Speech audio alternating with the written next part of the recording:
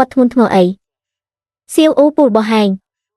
នោះគ្រាន់តែជាចរិតរបស់គាត់ទេកុំយកវាមកគិតច្រើនពេកអីម៉ាក់មិនមានប្អូនប្រុសទេគាត់គ្រាន់តែលេងសើចជាមួយខ្ញុំប៉ុណ្ណោះ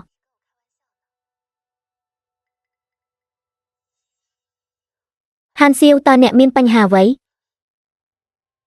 ខ្ញុំត្រូវបានគេកោះកាពីម្សិលមិញពេលកំពុងចាប់ឆ្មាវងវែងមួយអាឡែស៊ីបន្តិចបន្តួចឃ្លានញ៉ាំឲ្យធ្វើដូចដែលយ៉ាវឡៃបាននិយាយសូមអធិស្ឋានសូមពរជ័យពួកគេបានធ្វើបាបខ្ញុំដូចដែលលោកលីយ៉ានបាននិយាយកុំមកទីនេះធ្វើពុតថាវាជាការពិតរបស់ហកខ្វក់ដែលសំបីតែចៅវ៉ាញីវ័យក្មេងក៏មិនបាក់ដែរវាត្រូវបានគេដេកជាមួយអស់ជាច្រើនឆ្នាំមកហើយចូលប្រព្រឹត្តខ្លួនឲ្យបានល្អខ្ញុំជាស្ត្រីរបស់លីហានស៊ីវឯងស្លាប់ហើយបើឯងហ៊ានប៉ះខ្ញុំ